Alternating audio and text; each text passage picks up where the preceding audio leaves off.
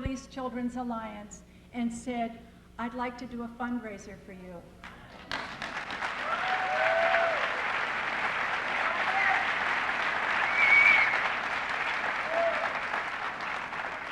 We've begged many other people to do it, and we've done many wonderful events. But as you know, many people don't want to be involved with the Middle East Children's Alliance and aren't willing to speak out on the issues of justice for Palestinian people. Michael is one of those people who's not afraid.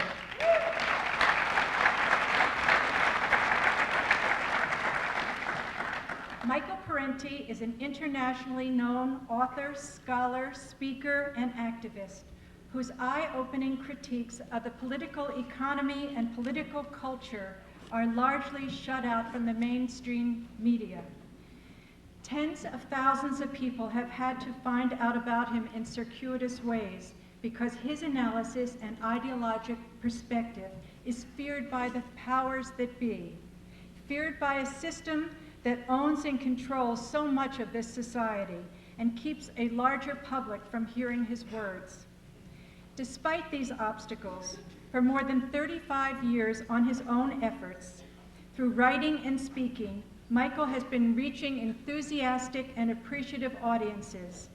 He offers insights into a wide range of subjects, including such topics as the hypocrisies of the US foreign policy, the manipulation of the mass media, the nature of fascism, the struggles around communism and revolution, the political economy of racism and sexism, and the contradictions between capitalism and democracy. In his struggle against the dominant political ideology, which is our struggle too, he has written over 250 articles and 13 books, all noted for being well-written and engaging.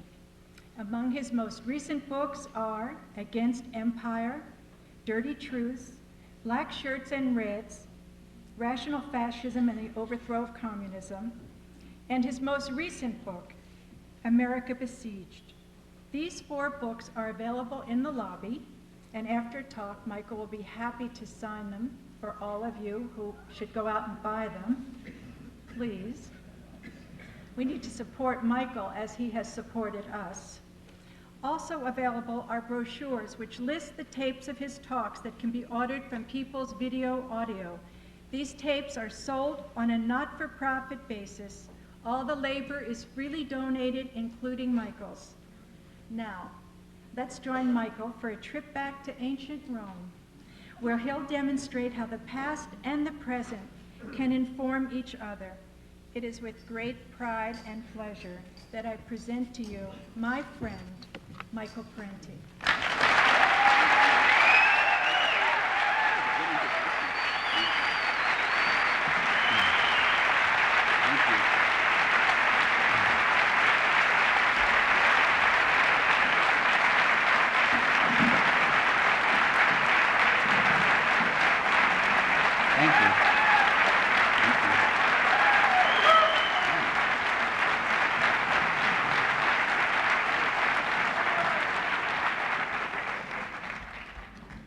Thank you. That was so nice. Sometimes it gets embarrassing when the applause are longer before the talk than after.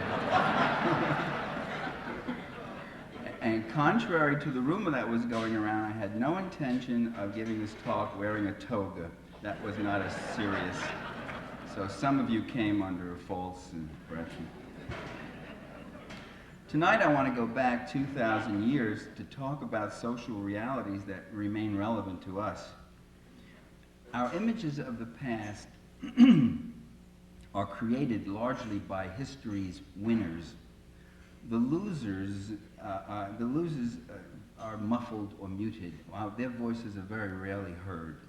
I think I agree with Catherine Moreland, who said, it's rather odd that history should be so dull, since so much of it must be invention.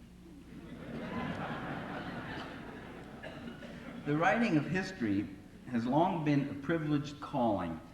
It's undertaken in the church, the royal court, the affluent townhouse, the government agency, the university, the corporate-funded foundation. The powers that be not only try to control events, They also try to control our understanding of these events, which is part of controlling the events themselves. Class struggle extends into the writing of history itself. Edward Gibbon, author of the monumental work, The Decline and Fall of the Roman Empire, he talked about how history had to be written by gentlemen, because only gentlemen had the means to pursue such a calling.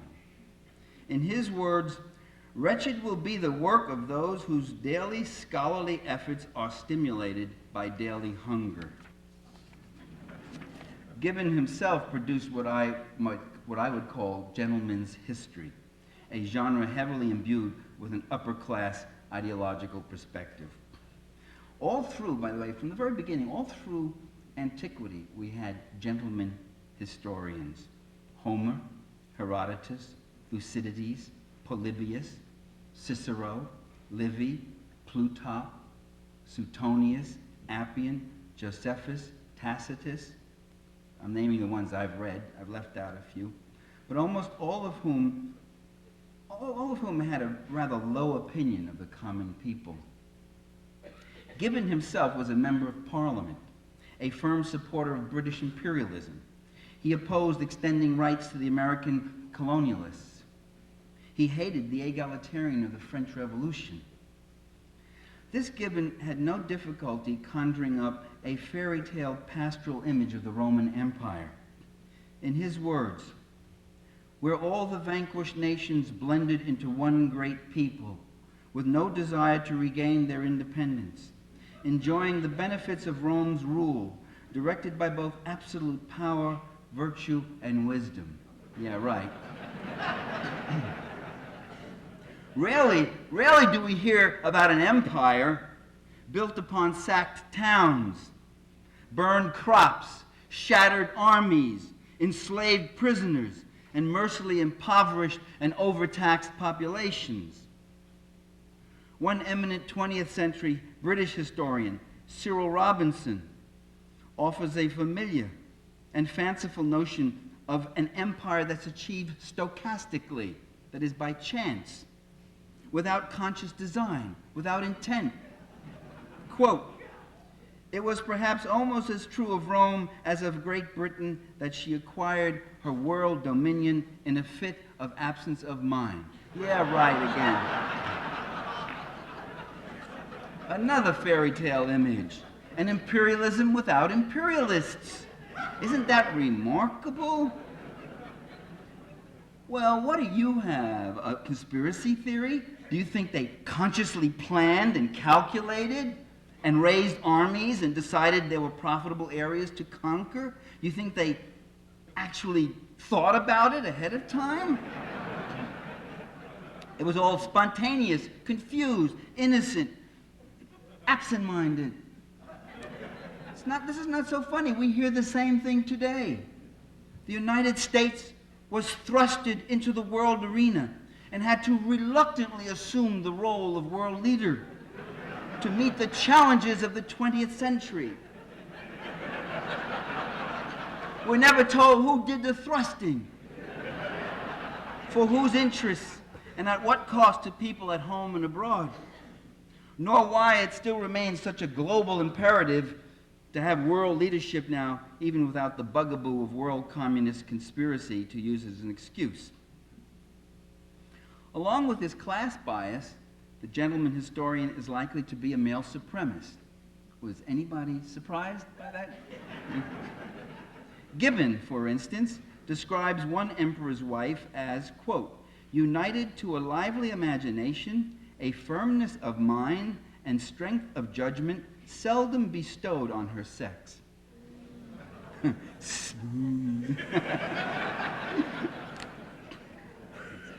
I love Berkeley audiences.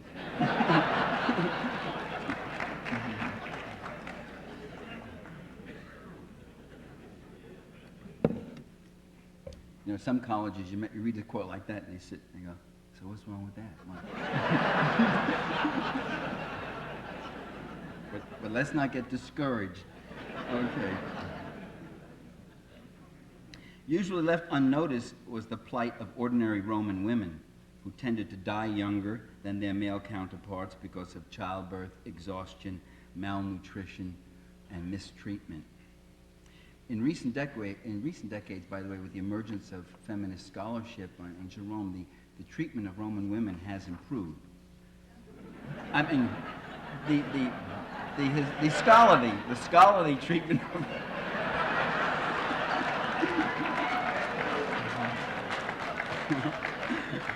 the scholarly treatment of this subject has improved. God, I hate Berkeley audiences.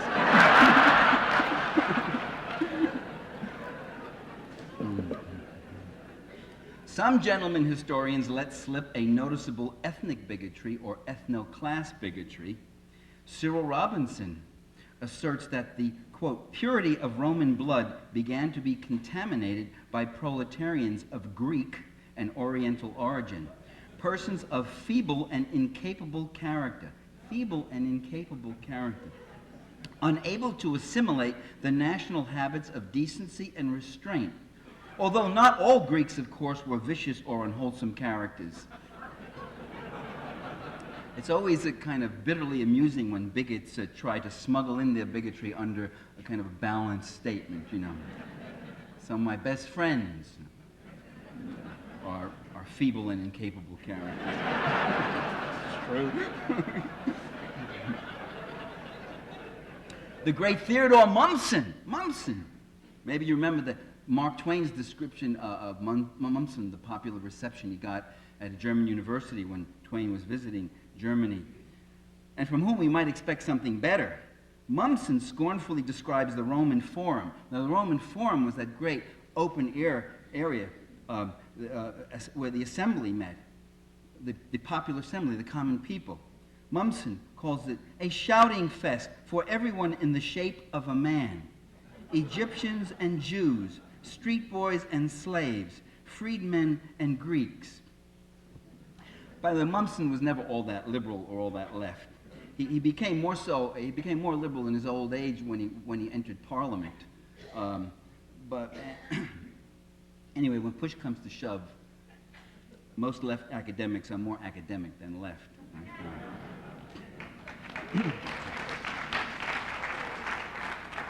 Another eminent classicist, Jerome Carcopino, writes that interbreeding between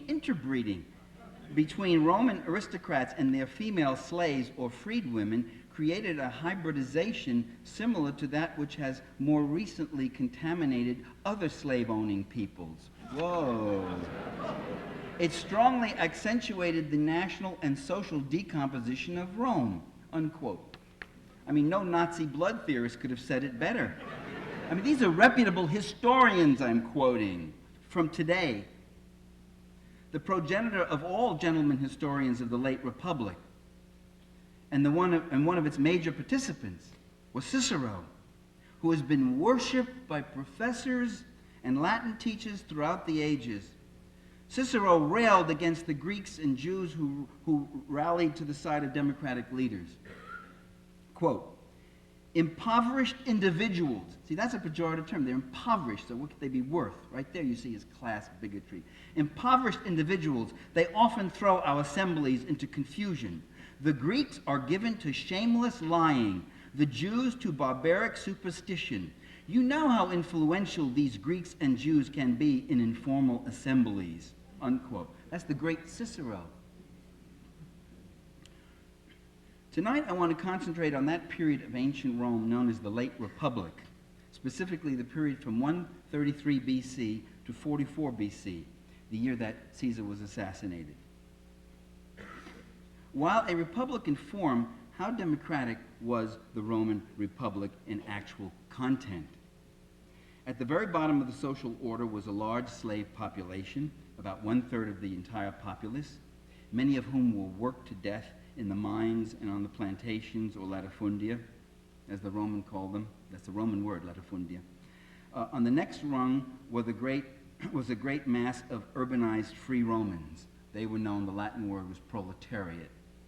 Many of them ex-slaves or the descendants of slaves who lived at the barest subsistence level.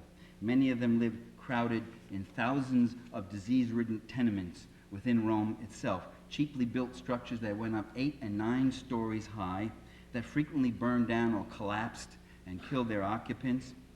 The rents charged for these fire traps were usually more than the poor could afford, forcing them to double and triple up under highly unsanitary conditions. No running water, no sewage disposal, inadequate ventilation, and lots of typhoid. A rung above the proletariats were the small farmers around the outskirts of the city and beyond, a substantial part of the Italian population. And above that, a very small middle class of minor officials, merchants, and light industry employers. Looming over this multitude was a few thousand multi-millionaires, the class known as equestrians. They were sort of a lesser nobility. They were called equestrians, or equites in Latin, because they were rich enough to be in the cavalry, which was the elite thing. They could afford the cavalry, although by the late Republic, most of them had never even been on a horse. The equestrians, most of them were state contractors, bankers, traders, tax collectors, and landowners. Now, at the very apex of this social pyramid were the wealthy landed aristocrats who populated the Roman Senate, who also invested in business and banking, along with their vast holdings. The Senate aristocrats were absentee owners of vast latifundia. They did very little for the land except populate it with slave labor and squeeze it for all the profits they could get out of it. Cicero, who was an equestrian and a member of the Senate, owned more than 8 villas. He had many speculative investments, and he had numerous inner-city tenements. And it's very interesting that very few present-day historians of ancient Rome mention the fact that Cicero was a slumlord. He actually bragged about how profitable his tenements were. They didn't think it was very important for us to know that about Cicero. The wealthy grew still richer by the 2nd century by usurping the ager publicus, or the ager publicus. Our pronunciations of Latin, by the way, is heavily compromised by English. I mean, I could probably satisfy some Latin purists here if I talked about Cicero instead of Cicero and Julius Caesar instead of Julius Caesar, but I think the rest of you would get irritated. The ager publicus was the public lands, fertile state-owned lands outside of Rome, beautiful lands, very fertile, that had been farmed for generations by small farming collectives which paid a modest rent to the state and which produced enough food to feed the entire city. During times of war from the 3rd century on down to the 2nd, the farmers who were away in the armies, with farmers away in the army, the farms couldn't be kept up, and the aristocrats started buying them up at bargain prices. Or the aristocrats increasingly used hired thugs to force the families off the public land, replacing them with slave labor. I think a process that was completed probably early in the 2nd century by 190, 180 BC. And eventually the aristocrats stopped paying rent. So there was a total privatization of the ager publicus became the ager privatus. It's a word I just made up. We're seeing that same thing happening all over the world. So greater accumulation for the few brought increasing economic misery to the many. This process of egalitarian displacement continues to this day in many parts of the world, including the United States itself. I was talking to members of the Farmers Union in Nebraska, and they will tell you stories about what family farms are facing and what a cost this is to our whole agrarian culture. It reinforces, I think, the thesis I presented in Dirty Truths that great wealth creates great poverty. We often think of the disparities between wealth and poverty as just being a matter of maldistribution. And in fact, it is an interracial dynamic. You cannot have rich without poor. You cannot have masters, rich masters, without poor slaves creating that wealth. You cannot have lords without serfs. You cannot have rich plutocrats without hardworking, exploited workers and overtaxed taxpayers. Rome, as I said, was a republic more in form than content. But neither was the form all that democratic. Almost all major decisions were made by the Senate, an aristocratic, non-elective oligarchy. Numbering about 600 men of wealth, the Senate controlled foreign policy, the purse strings of the republic, the appointment of military commanders. Besides the Senate, there were two assemblies in which there were many more voting units allocated to the rich, which permitted the wealthy class to prevail on most issues. So even the assemblies were not really accessible to the common people or democratic. Those attending the assemblies could vote only on proposals submitted by one of the higher magistrates. And they could only vote yea or nay, and that was it. There was no right to amend any clause. It was called fast track.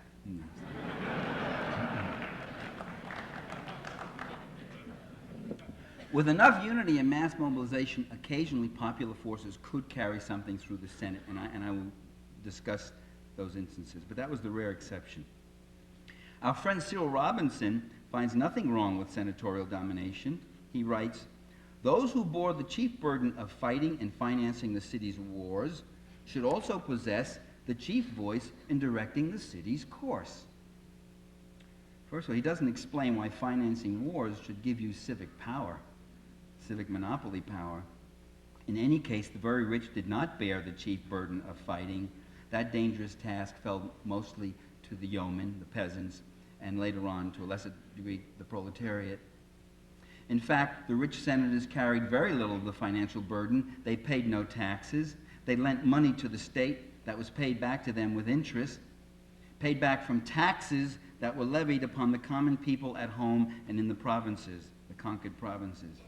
So you had this combination of deficit spending and regressive taxes that amounted to an upward redistribution of income from poor taxpayers to rich creditors. Does that sound familiar at all? To run for election, one had to be either wealthy or have the support of wealthy backers. The buying of votes was widespread. Rarely did candidates address important issues. To distinguish themselves from each other, they emphasized their personal qualities, their integrity and leadership, the prestige of their family name, their association with important personalities of the day, their record of public service and military service. Does any of that sound familiar? The only thing missing was television, I'd say. Within the Senate itself, control was concentrated in an inner circle of 20 or so of the most influential aristocratic families. By the 2nd century, this elite group, the richest, the most prestigious, the most influential, had themselves divided into two factions. The larger one was called the optimates, literally the best men, as they modestly referred to themselves. They were conservatives devoted to expanding the privileges and powers of the rich. The smaller faction of Senate elites were called populares. They were reformers with democratic tendencies who sometimes sided with the common people and with the sovereign right of the assembly to make decisions without prior consent from the Senate. Modern-day historians are perfectly aware that the Senate enjoyed a near monopoly of undemocratic power.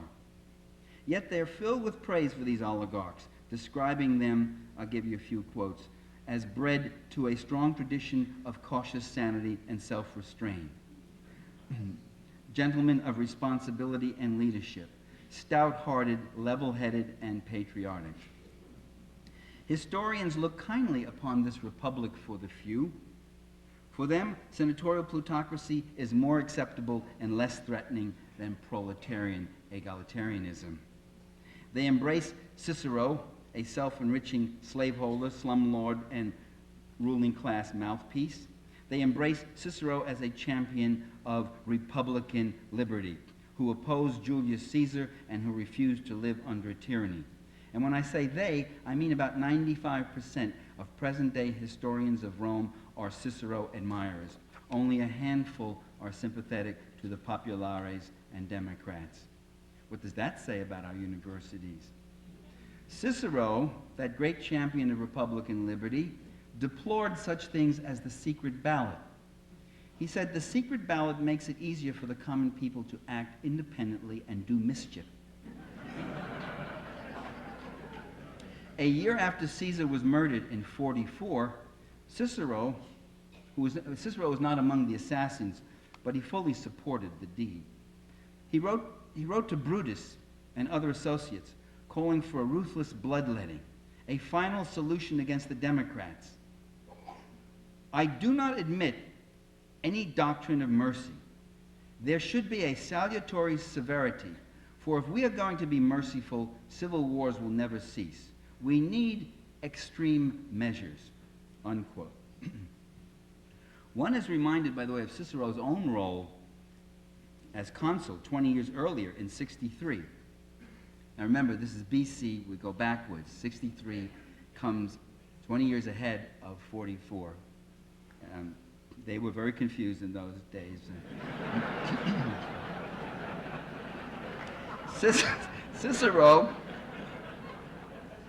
Cicero in 63 launched a witch-hunting campaign against reformers in the Senate and then ordered without trial the unlawful execution of 5 people he charged with conspiracy against the state. A couple of them were senators, too, on the basis of very dubious and trumped-up evidence. It's called the Catiline Conspiracy. Few modern-day historians pass a severe judgment on this political crime. H.H. Scullard, he sets the tone by allowing that, well, Cicero may have been, quote, over-hasty, but he had good reason to feel he had done his duty. Indeed, he had saved his country, unquote. And I'm saying again, behind this willingness to repress popular forces, behind this willingness of modern-day historians to accept this repression of popular forces is a chronic fear of the democratic excesses of the people. I'm not talking about Cicero. We can understand this guy was, involved in the events of the day. He was a rich class elitist, and that was that. I'm talking about Professor Scullard and other historians like him, who live in this supposedly democratic age, but who suffer from the fear of the people mobilizing and agitating without the restraints imposed by upper-class men of moderation and probity. Upper-class moderation and probity, my friends, exists more in the minds of gentlemen historians than it does in actual history. And these guys say nothing about who is to restrain those at the top with the power. The best known and probably greatest popularis leader was Julius Caesar. Although thanks to the way history is manufactured and retailed, very few of us know him in that role. Here are some of the things that Caesar did in his 6 or 7 consulships and after the civil war against Pompey when he served as imperator, which has been misleadingly translated as dictator and more accurately should be called commander-in-chief or supreme commander. Once in power, Caesar founded new settlements for 80,000 proletarians. He distributed some of the choice lands to 20,000 poor families who had 3 or more children. Caesar sent many unemployed proletarians to repair ancient cities in the colonies or slated them for employment on public works in Rome. He ordered every large landholder to have at least 1/3 of his workforce as free labor instead of slave labor.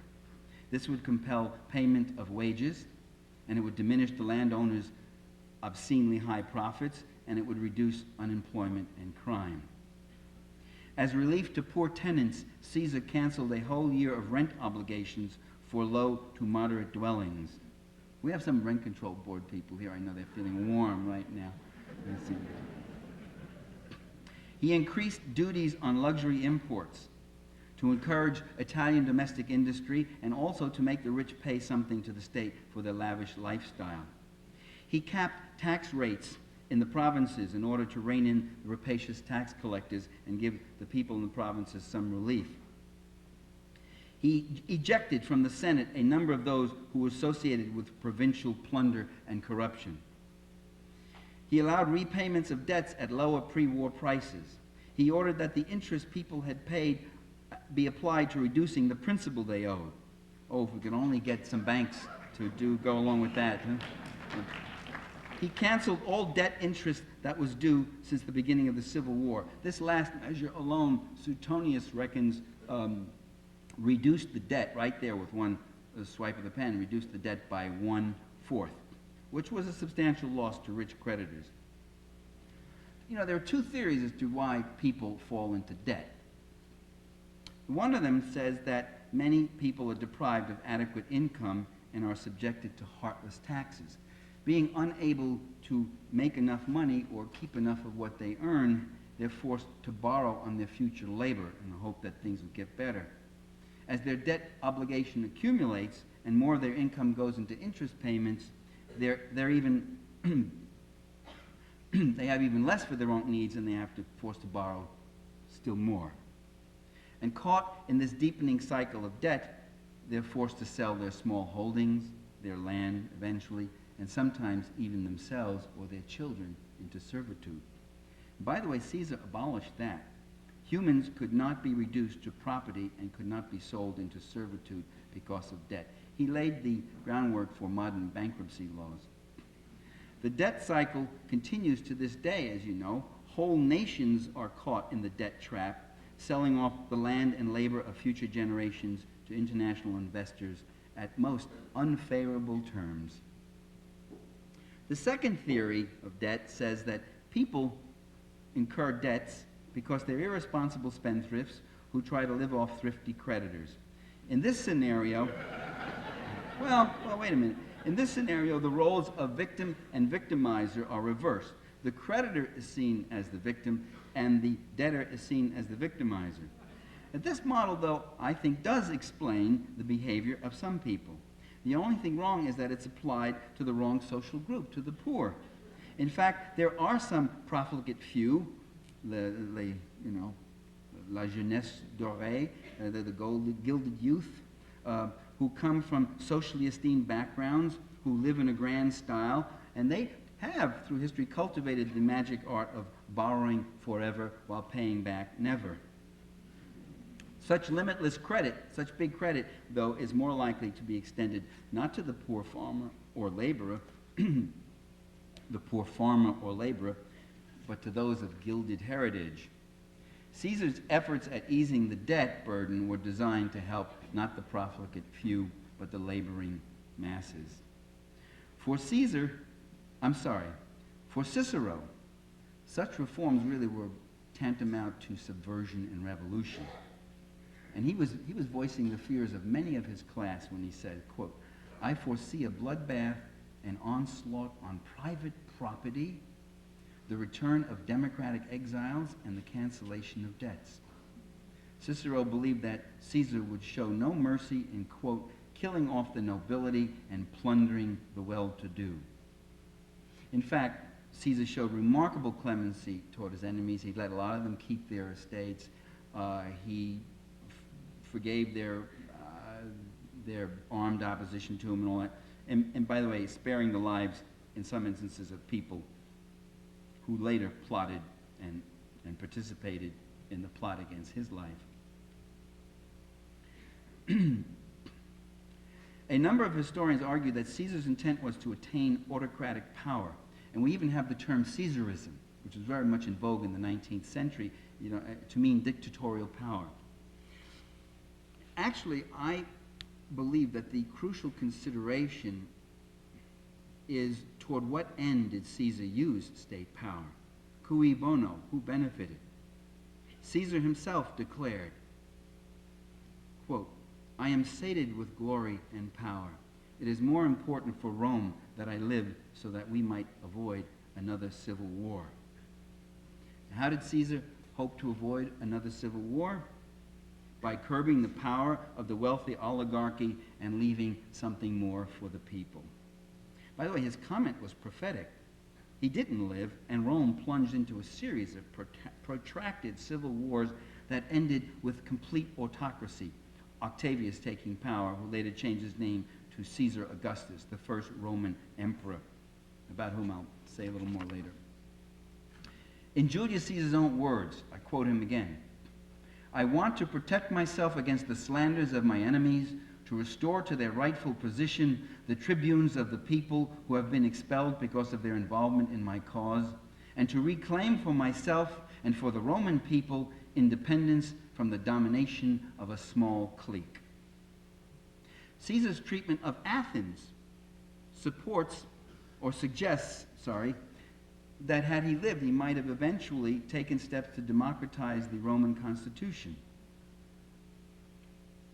After the Civil War, he introduced a democratic constitution for Athens. This is a city that for a century under Roman domination it had this aristocratic rule. The Athenian aristocrats as a comprador class in collaboration with the Roman aristocrats. He brought back democracy to Athens. He enfranchised the population in parts of Gaul he had conquered. That's a democratic move. Early in his career, he helped undo Sulla's reactionary legislation. Sulla, now this is a guy you should know about, because he's their answer to Pinochet and Suharto and a few other murderers. Sulla was a general who brought an army into Rome, and from 82 to 80 BC, he murdered 1,500 equestrians, 50 senators, and thousands of commoners who had shown sympathy for the democratic cause. He stripped the people's tribunes of their ancient authority to block certain acts by the Senate. Caesar reinstated tribunal authority, another move toward democracy. Caesar began regularly to bypass the Senate and deal only with the assembly. During his first consulship, he regularly disregarded senatorial vetoes. During his dictatorship, he divested the senatorial oligarchy of its executive powers and its control over the treasury and over government appointees. That's moving in a democratic direction. But that's what the elitist historians from Cicero to this day have seen as autocracy, as a violation of the Roman Constitution. It's really a violation of the Senate's prerogatives. Caesar updated and streamlined the voter registration rolls. He granted citizenship to all medical practitioners and professors of liberal arts to encourage them to stay in Rome. He set about to provide Rome with high-quality public libraries. He guaranteed to Jews the right to practice their strange religion, strange to the Romans because it was monotheistic. He was probably one of the very first leaders of antiquity to guarantee religious freedom. He was the first I could find, but you say one of the first because you never know someone's going to come up in the question period and say, what about Herodotus who pointed out this guy who, you know. So you cover yourself, you say one of the first.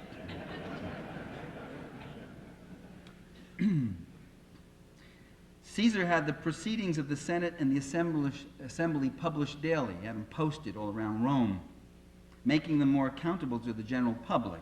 It was also a way to embarrass the senators when he could. He decisively terminated Cicero's political witch hunts against the Democrats and drove Cicero into exile.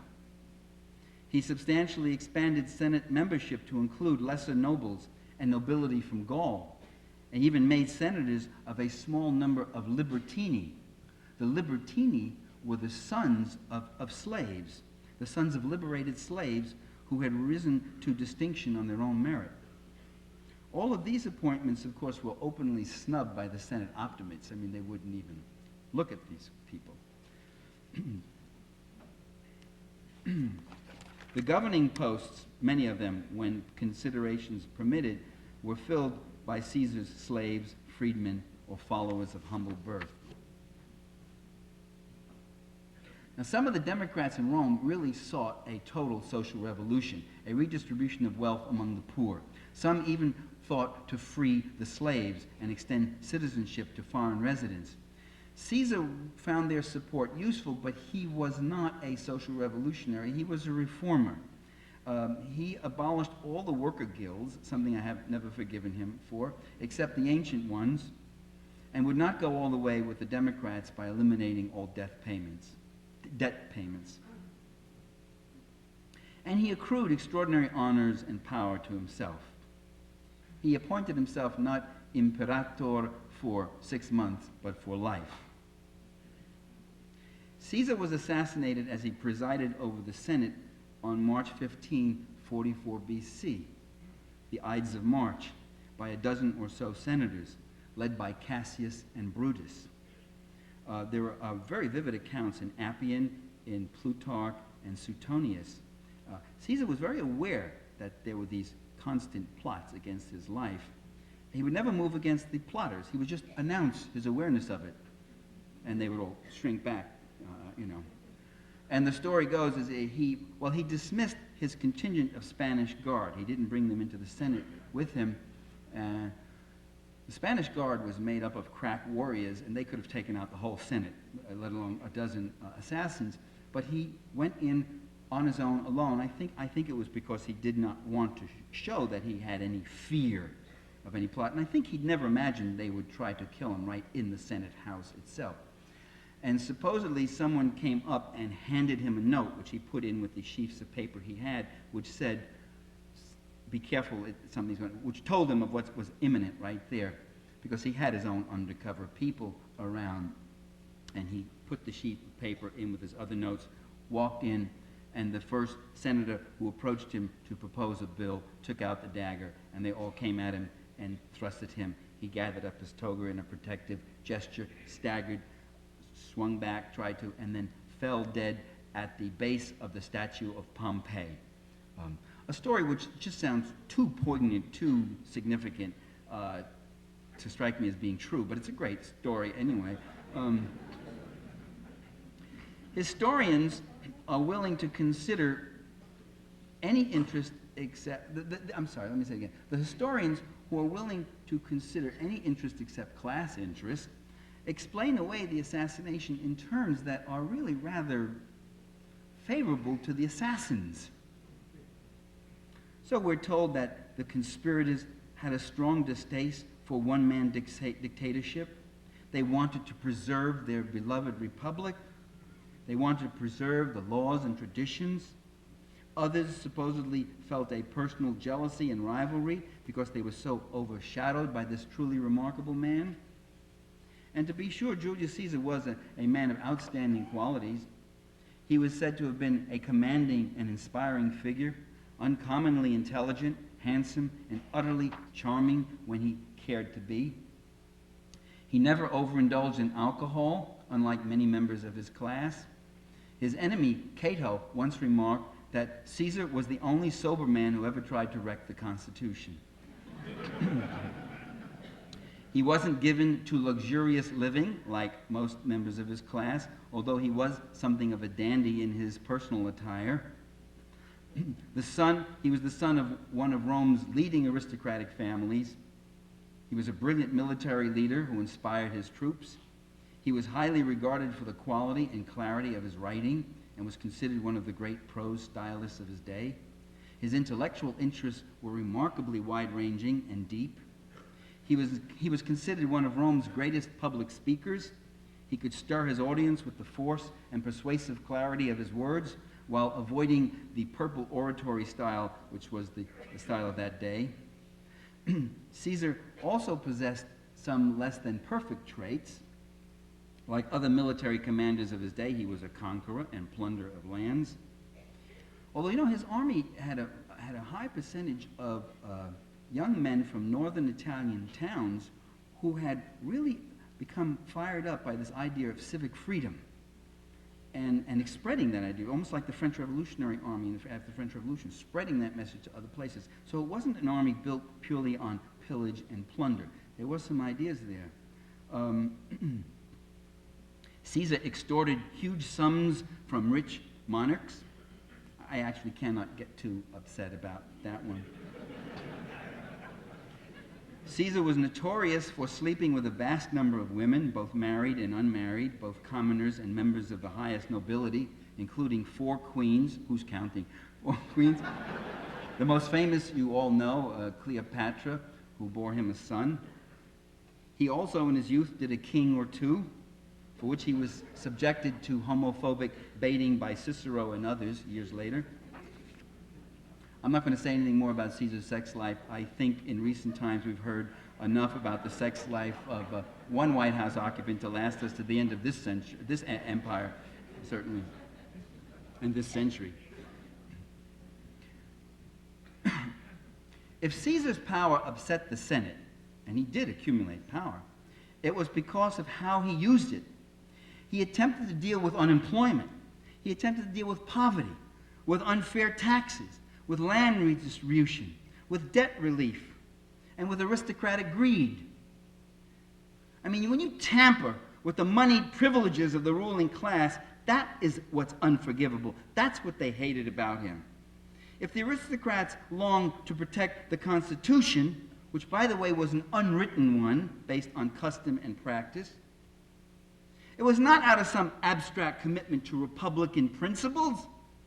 It was because the Constitution fortified their oligarchy. It was their law, their Constitution, their republic made to accommodate their class interests. Aristocratic freedom is meant to serve no constituency except the aristocrats themselves. Aristocratic freedom, the freedom of class elites, was and still is to this day antithetical to popular democracy, as it continues to demonstrate as much as pursued by corporate elites with their NAFTA and GATT and MAI and their lobbyists and everything else they do here and abroad. The aristocracy of international global finance ever devising means to making themselves unaccountable to democratic power.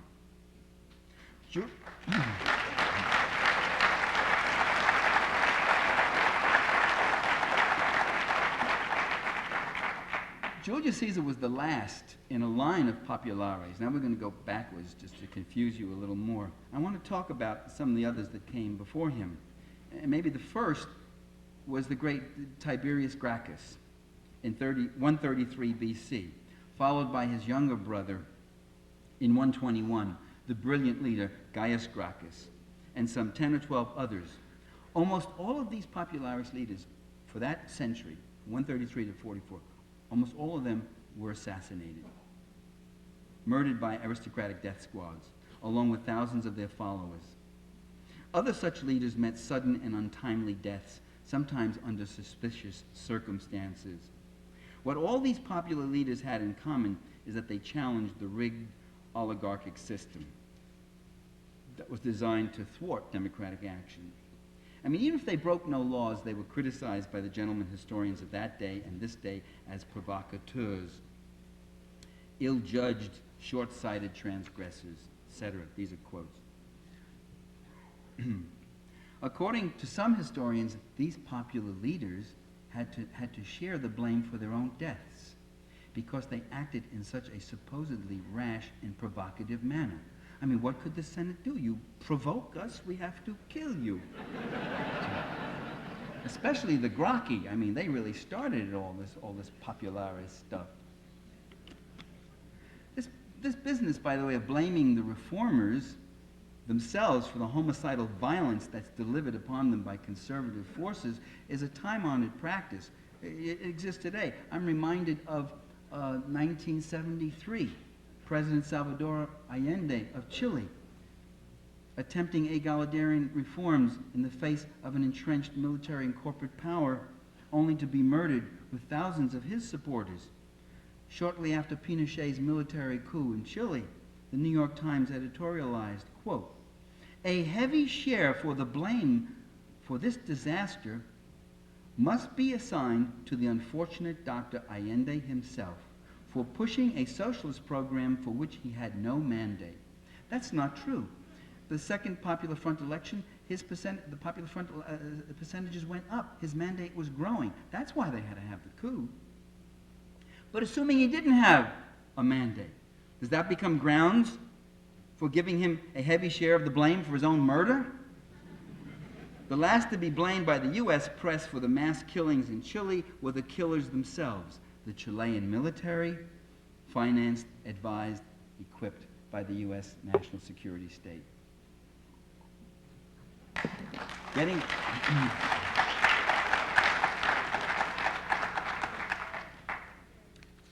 And dealing with Rome, the same thing. They don't blame the killers. They don't blame the real assassins. Listen to Scullard's, Professor Scullard's polemical gymnastics.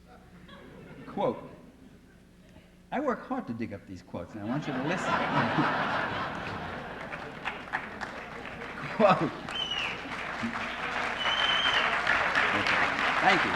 Thank you.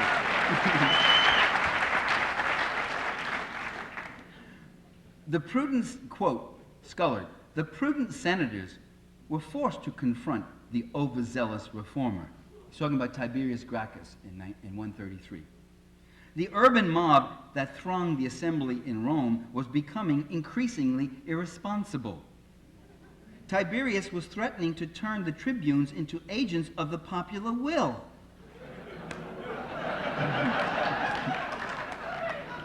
This would have given the assembly greater responsibility than it could properly wield.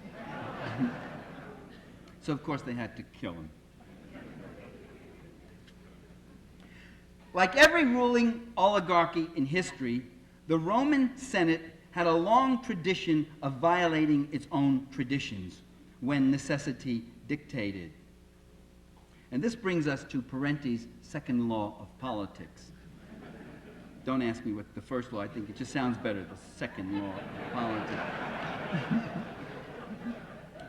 When change threatens to rule, then the rules are changed.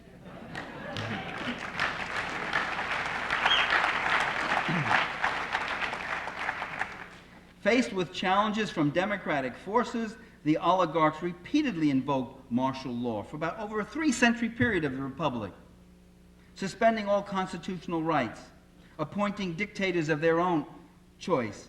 In Appian's phrase, they found salvation in absolute power.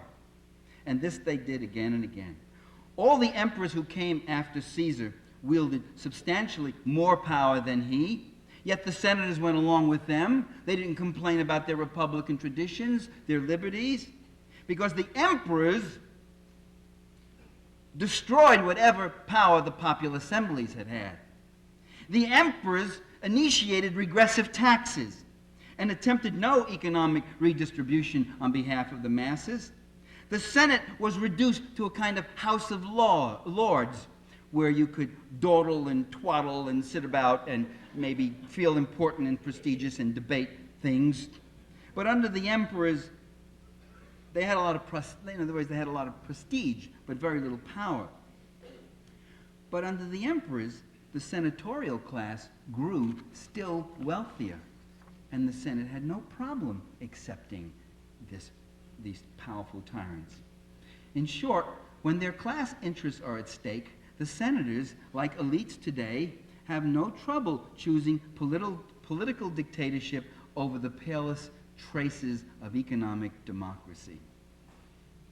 When push came to shove, their fortunes meant more to them than even their power, as long as they knew that state power was in the hands of someone who protected their fortunes.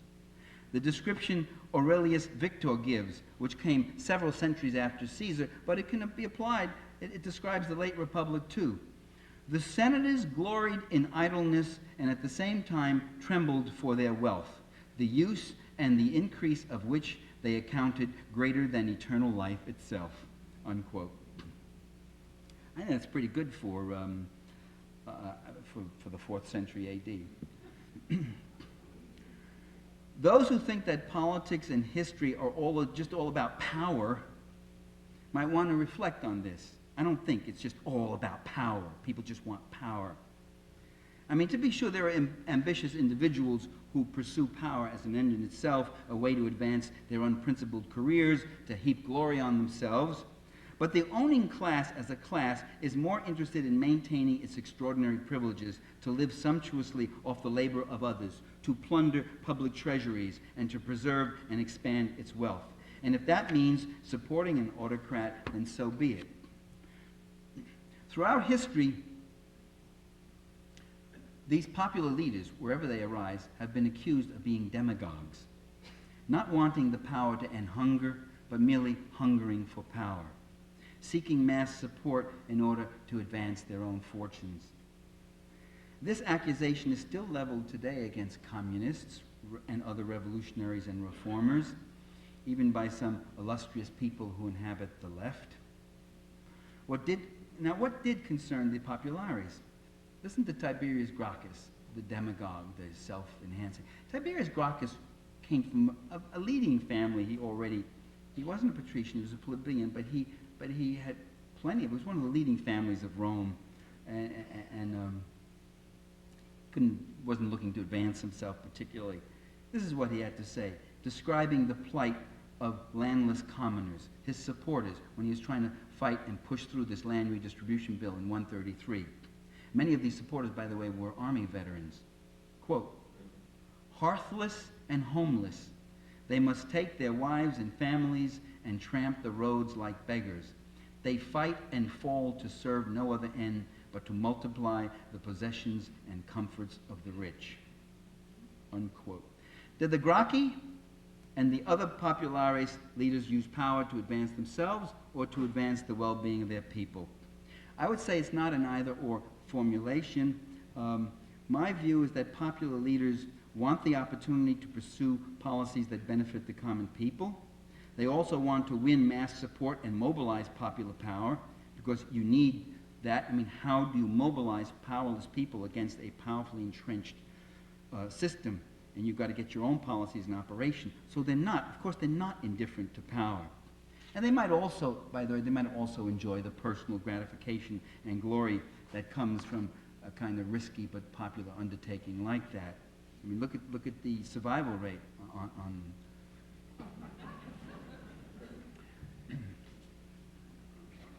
very few leaders, by the way, are completely indifferent to popularity, and very few are completely motivated exclusively by its pursuit. Rather than speculating about a leader's motives and personality, it's more useful to ask what social forces gave him his momentum. And in Rome, one of the major forces was the much maligned proletariat. If we're to believe present-day bourgeois historians, the proletariat played no democratic role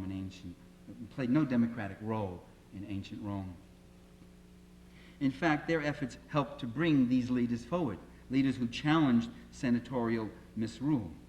In 82 BC, they actually resisted the reactionary dictator Sulla. Sulla brought his army into Rome. Now, there was an ancient code, an ancient rule, that no Roman general could ever bring regular troops into Rome, whole contingents, that is. I mean, you, of course, have a guard, whatever else.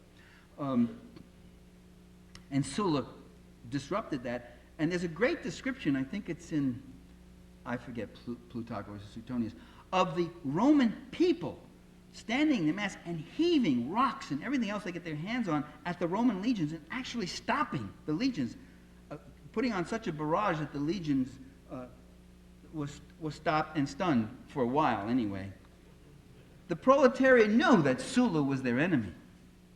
In 50 BC, they gave enthusiastic support to Caesar when he crossed the Rubicon with his legions and returned to Rome from Gaul.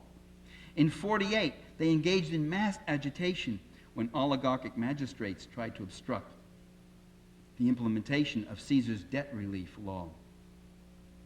After the civil war between Pompey and Caesar, the city crowds pulled down and they smashed statues that were out in the public, statues of Pompey and Sulla.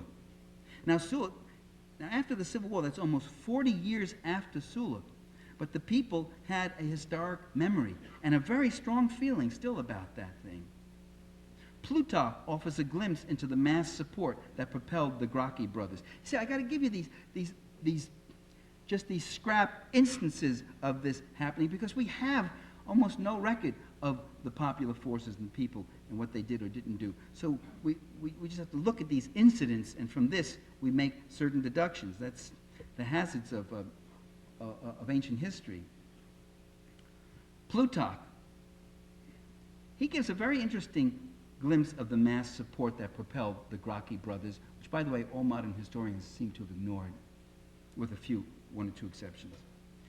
Plutarch writes, "It was above all the people themselves who did most to arouse Tiberius's energy and ambitions by inscribing slogans and appeals on porticos, monuments, and the walls of houses, calling upon him to recover the public land for the poor," the ager publicus. In other words, they covered Rome with political graffiti. And when Gaius Gracchus put forth his reform legislation, which, by the way, was much more comprehensive and groundbreaking than anything Tiberius had, and which really laid the grounds for gave Caesar a lot of the ideas that he pursued, Plutarch writes, "A great multitude began to gather in Rome from all parts of Italy to support him." Unquote.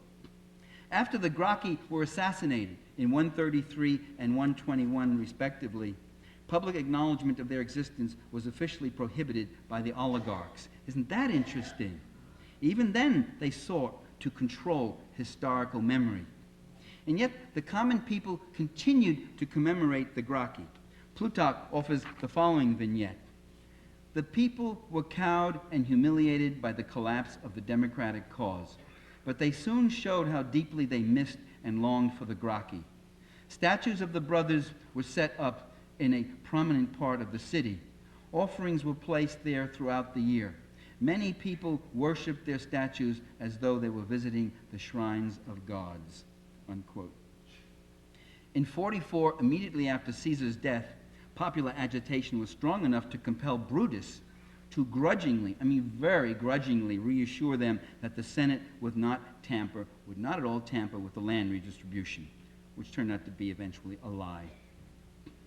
Brutus was dubbed by William Shakespeare, as you know, in his play Julius Caesar, Act 5, the noblest Roman of them all. The noble Brutus supposedly acted only from principled motives. When you put him up against Cicero, he does look pretty good, I'll admit. But he was, a key conspirator along with Cassius in the assassination of a great leader, a leader who happened to love him. Brutus's mother and Caesar had been lovers, by the way. The noble Brutus was also a usurer of the worst sort, having lent money to Cypriots at 48% interest instead of the usual 12%, which was usurious enough. 48% interest. Oh, the nobility, they're so noble. They have seen. And then he requested the Roman military to go into Cyprus and help his agents collect the debt. But most historians don't think ill of Brutus. They see him as principled. Another conservative senator, an arch-conservative, who is much admired as a principled opponent of Caesar, was Cato. By the way, after whom the right-wing think tank, the Cato Institute, is named. I'm not kidding, it's true. The reason they named their institute after Cato was because he supposedly was a defender of Republican principles, and he unswervingly opposed Caesar's tyranny. But the principled Cato could indulge in plots to kill people, bribe people, enlist them in violent acts, plunder the provinces.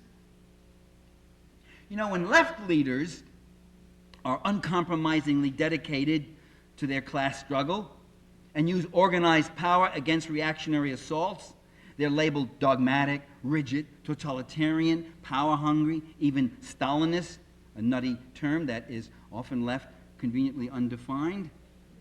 When uncompromising conservatives like Cato rigidly adhere to their class interests, they're called principled. Some time ago I was reminded of Cato. After a long day of work, I like to relax sometimes by reading fiction. So I picked up a copy of the New York Times.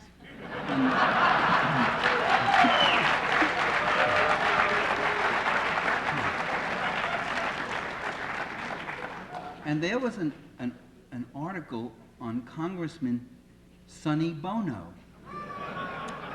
Now, Congressman Sonny Bono had voted against almost every environmental law in the books. He voted for clear-cutting, for wiping out forests, And the article was about the fact that Sonny Bono was skiing and he encountered a tree that stood its ground,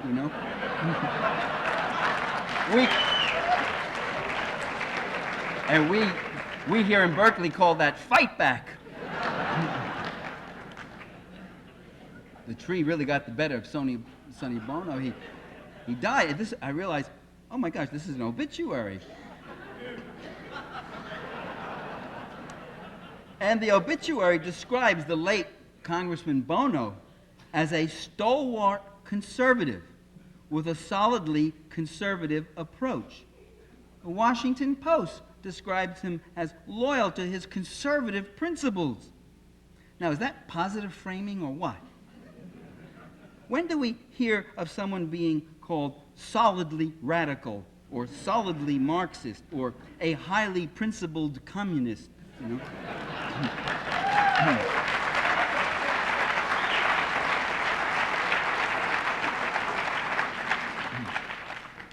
Historians who say that we must immerse ourselves in the particular era under study and we must perceive it purely through the eyes of its participants, that sounds so great, but it's totally impossible.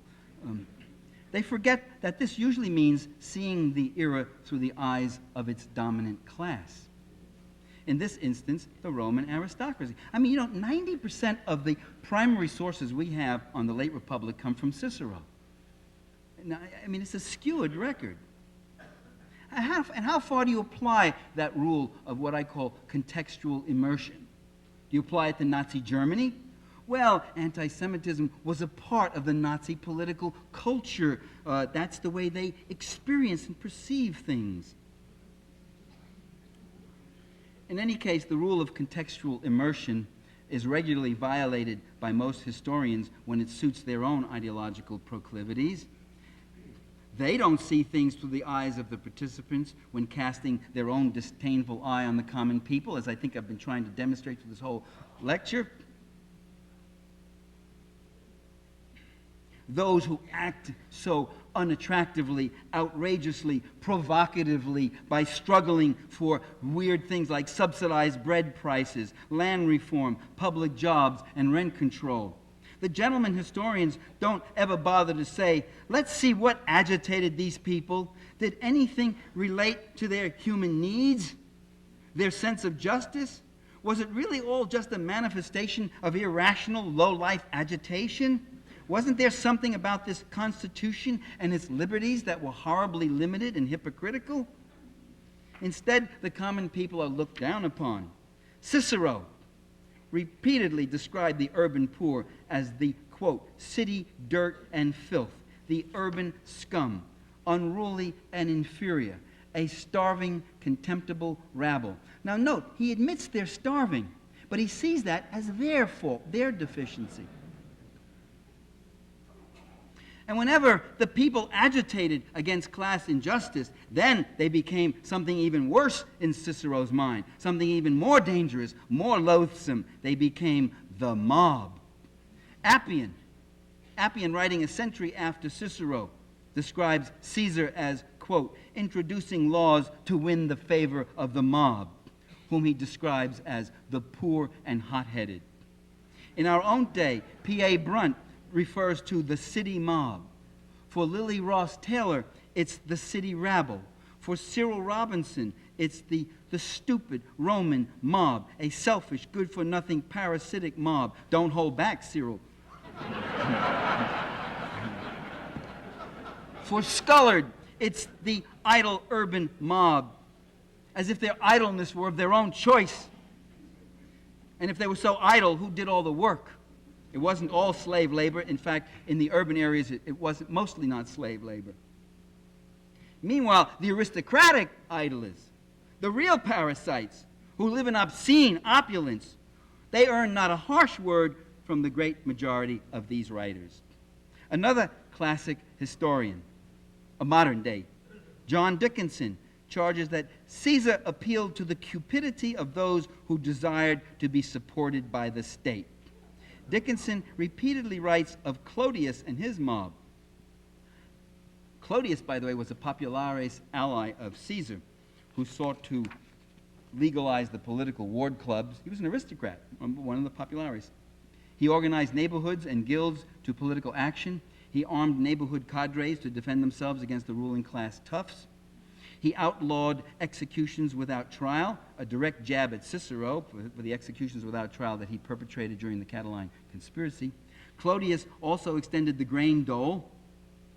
All of this is judged by Professor Dickinson as attempts to, quote, tighten the control of the mob over political life. Other historians describe Clodius as a demagogue and an adventurer. He and a large number of his followers were murdered by a ruling class death squad operative named Milo and his band of paid gladiators. Later brought to trial, Milo was defended by Cicero. Incidentally, Milo's thugs are never described as a mob, even though they acted like mobsters.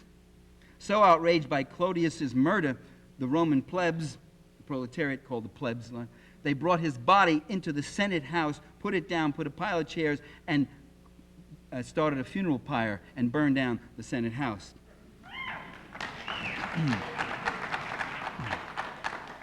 During the early empire, the Roman poet Juvenal wrote scornfully of the mob's preoccupation with bread and circuses, a phrase that has echoed down to us over the centuries, adding to the image of Rome's proletariat as a shiftless, volatile mass addicted to endless handouts of free food and free entertainment. Elite historians have ever been alert to the corrupting influence that state assistance supposedly inflicts on the poor. Appian tells us that the corn ration attracted the idly destitute and hot-headed elements of the Italian population to the capital, whom he contrasts with those, quote, those who possessed property and good sense. Almost 1900 years later, Scullard writes that Clodius's law to change the corn subsidy into a completely free dole, quote, hastened the demoralization of the people. When the reactionary Sulla, 40 years before, abolished the corn distribution, this was called a reform by our gentlemen historians, and no critical comment on the immense hardship it might have inflicted on the urban poor. This image of an idle mob of layabouts sponging off the state is little more than a figment of upper-class and middle-class imagination, both ancient and modern alike. It's interesting that so many of those who've written about Rome find it so disreputable that the humble Romans should have been concerned about having enough food for themselves and their children. Oh, they wanted bread. Imagine that. This hardly makes them materialistic or degraded. By the way, in any event, only a very limited number in Rome received the regular corn dole. And furthermore, man cannot live by bread alone, even at the physiological and material level. The proletarians need money for food, clothing, cooking fuel, other necessities. Most of them had to find work, low-paying and irregular as it might be. The bread dole often was a necessary supplement. It often was the difference between survival and starvation, but it was not a source of total support that allowed them to idle away their days. This raises another question. Who exactly was the mob? The same question comes up in regard to the French Revolution. You read Stanley Loomis's book on the French Revolution, 400 pages. I started becoming aware of it through it. I began reading it. 400 pages. He never once talks about the people, the citizenry, the popular crowds. It was always the Parisian mob, the Parisian rabble, the mob, the mob, the mob. Well, who made up the mob?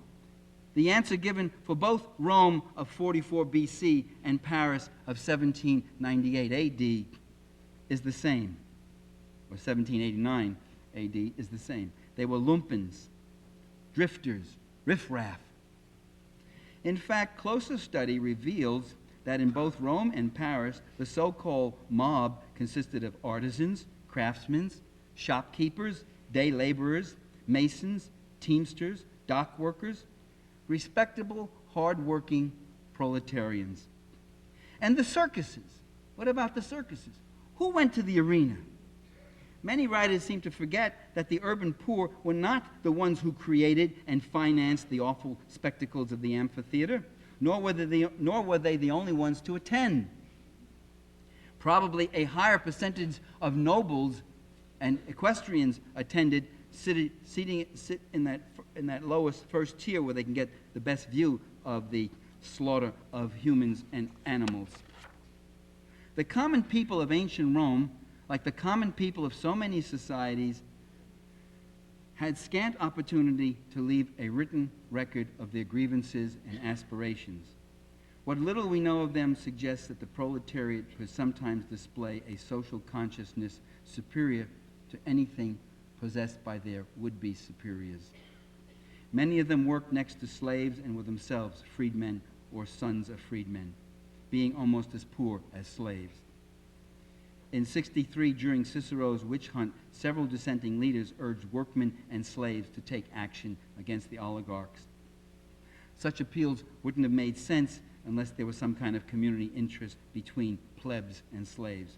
In parts of Sicily, the agrarian proletariat joined in common cause with slaves to rebel against big planters on several occasions, including Spartacus's Great Rebellion. Not all of Spartacus's men were slaves. A lot of them were freedmen, poor, but they were so desperately poor they sided with the slaves in common interest. And so, ladies and gentlemen, brothers and sisters, we face this largely one-sided recording of what is called history. Cicero, Brutus, and Cato come down to us as the defenders of liberty, when they were something quite contrary, and Caesar, who did something for the poor and moved against privileged property, who did something for economic democracy, comes down to us as an elitist tyrant. What we have here is the confusion of procedural democracy and substantive democracy. Remember, democracy must be something more than its procedure and its forms. It must also have a democratic output. Otherwise, it's very little more than just a legitimating cloak for class tyranny. And that was the heart of the matter with the Roman Republic and the danger with every capitalist republic of today. And those who fought for economic democracy, because they faced a rigged system, often might violate republican procedure and are immediately labeled as tyrants and power-hungry people. This was true of Caesar, Robespierre, Lenin, Huey Long, Fidel Castro, the Sandinistas. We heard it again and again. When were those Sandinistas going to have freedom in Nicaragua or the Castroites in Cuba or wherever? No such question was raised when these countries were ruled by right-wing dictatorships that opened themselves to global investments and profit accumulation. The tyranny of the Sandinistas was that they were actually making changes in the economic system and class structure of Nicaragua. So, we must read against the grain when we read mainstream history, and we must swim against the mainstream. And we must try to keep connected to those who came before us. Certainly not the Ciceros and the Catos, as we're urged and trained to do, nor even the Gracchi or Caesar or the Popularis leaders, but rather we must try to stay linked to the anonymous masses upon whose shoulders they stood, the common people, who struggled against all odds with all the courage and fear and all the inconsistencies of ordinary people, who put themselves on the line, whose names we will never know, whose blood and tears we will never see, whose words and cries of pain we will never hear, and yet to whom we are linked in a past that is never dead and never really past, and a future that never arrives but keeps beckoning us and keeps us going.